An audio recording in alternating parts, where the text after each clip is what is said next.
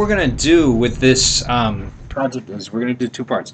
I taught you a little bit about the buoyancy of the thing, but what I want to work on right now is teaching you how to interpret data using spreadsheets and graphs. Okay, so what I found online was for the Red Bull Stratos project, I found a table of a bunch of numbers, a bunch of data that they gave me, and they said, okay, at time 0 seconds, the elevation was 1,118 meters. And I think that the reason why it was higher than, at 0 seconds is because in Roswell, New Mexico, apparently is 1,118 meters high. So when they lifted off, that was how high the thing was. And then as time progressed, it got higher and higher and higher and higher and higher. Cool. So can you kind of understand this data that we have? We basically have the time versus the height that we want to look at. Now, how can we basically calculate a bunch of things from this? Well, all right. First thing is you're going to need some kind of program to interpret this data, and I found that the best ones, you can use any one you want. If you have a Mac or PC or whatever, you might have different programs available to you. I like using either Excel or Google Spreadsheet.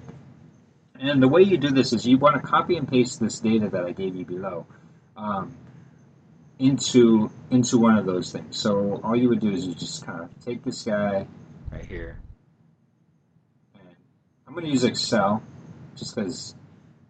Actually, I'm more familiar with spreadsheet, but I'm just trying something different. Why don't we do this? You copy, you paste him right into there. Cool. And so this is kind of helping you out with the little spreadsheet. So we can graph this sucker by doing this. Graphing is pretty straightforward.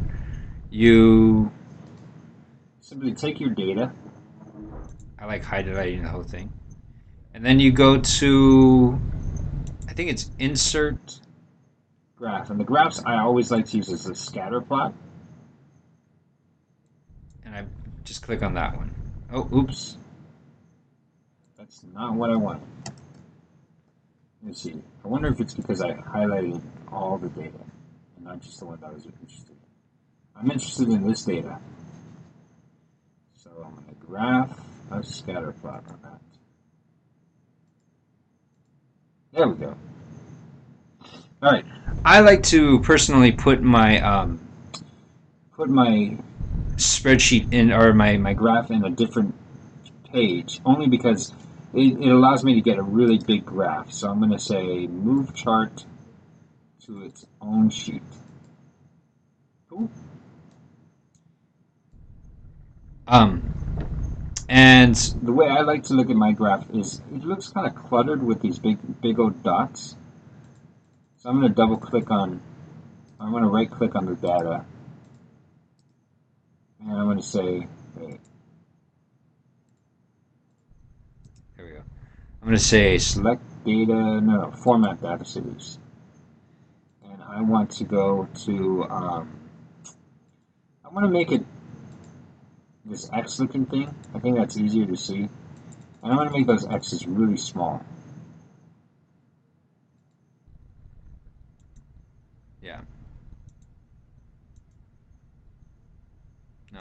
No line. Okay, cool. All right, so we cool with that? So all I did was I plotted this data. And to me, looking at the graph, you can actually see much easier the actual, path of the balloon. This is the height divided as a function of the time. Now, let's delete that. And usually I like to give this thing a little axis, so I'd say, okay, I want it to be called, see, I'm not used to using this version of Excel. Let's see, format axis. Is there a name?